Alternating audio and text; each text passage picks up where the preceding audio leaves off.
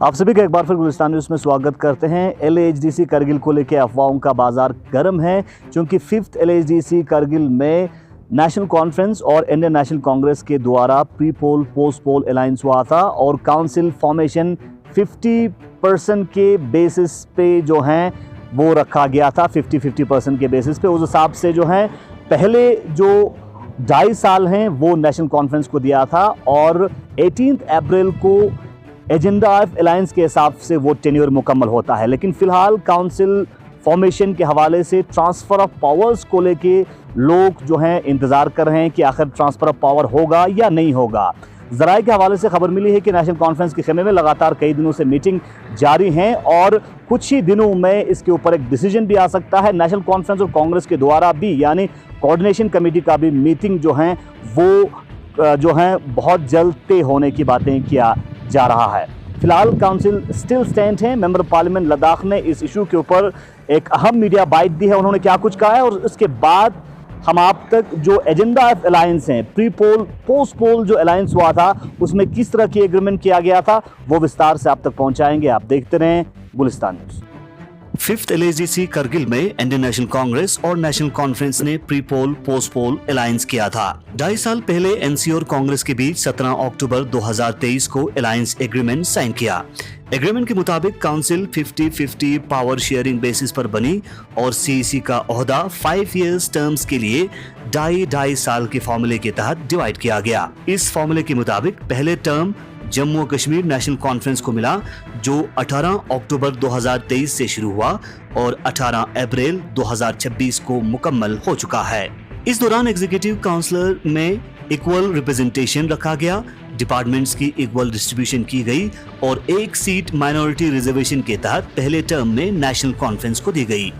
Agreement के next phase में second term यानी अगले 2.5 साल के लिए CC का ओहदा इंडियन नेशनल कांग्रेस को ट्रांसफर होना था। लेकिन इस वक्त की सूरत हाल, आज जब एग्रीमेंट पीरियड खत्म हो चुका है, अब भी CC का ओहदा नेशनल कॉन्फ्रेंस के पास है और अभी तक पावर ट्रांसफर देखने को नहीं मिल रहा है। कारगिल लद्दाख के अंदर सियासी गलियारों में अफवाहों का बाजार गर्म है। जराए के हवाले से खबर मिली है कि नेशनल कॉन्फ्रेंस के खेमे में पिछले कई दिनों से लगातार मीटिंग्स जारी हैं। नेशनल कॉन्फ्रेंस और कांग्रेस के कोऑर्डिनेशन कमेटी के बीच भी इन्हीं दिनों में मीटिंग होना तय है। साथ ही साथ जराए के हवाले से भी खबर मिली है कि इंडियन नेशनल कांग्रेस के सभी काउंसलर्स ने ट्रांसफर ऑफ पावर को सपोर्ट करते हुए रेजोल्यूशन भी पास किया है।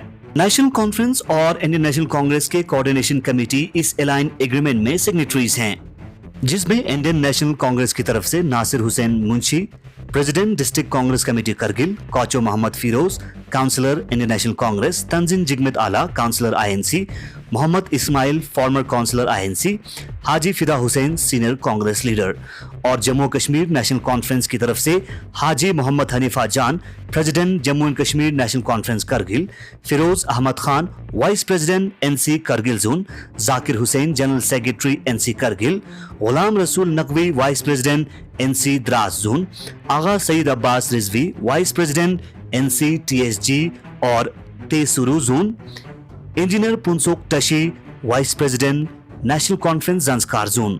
इस एग्रीमेंट में काउंटर साइन किया है, जिसमें नेशनल कॉन्फ्रेंस की तरफ से लेट जनाब कमर अली आखून, जो उस वक्त के provincial president Jammu Kashmir NC Ladakh हुआ करते थे, और कांग्रेस की तरफ से जनाब Asgar Ali Karbalai, working president UT Congress committee Kargil. LAHDC Kargil में क्या ट्रांसफर ऑफ पावर होगा या डॉक्टर जाफर आखून 5 साल तक के लिए टेन्योर मुकम्मल करेगा? ये मामला अब करगिल की सियासत में एक अहम बहस बन चुकी है, जिस पर सभी की नजरें बनी हुई है। इस डेवलपिंग स्टोरी पे हम आप तक लगातार अपडेट पहुंचाते रहेंगे। आप देखते रहें गुलिस्तान न्यूज़।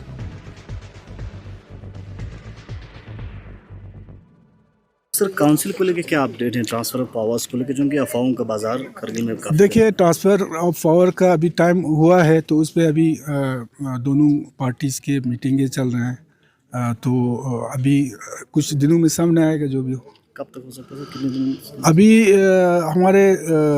हमारे अपने NC के कई लोग बाहर हैं, क्योंकि हज पे जा रहे लोग, उनके अपने लोग जा रहे हैं, तो जब सब लोग पहुंचेंगे तो इंशाल्लाह वो कोई बड़ा मसला नहीं है, दो पार्टी का मसला है, आपस में बातचीत करके भी मसले का हल हो सकता है।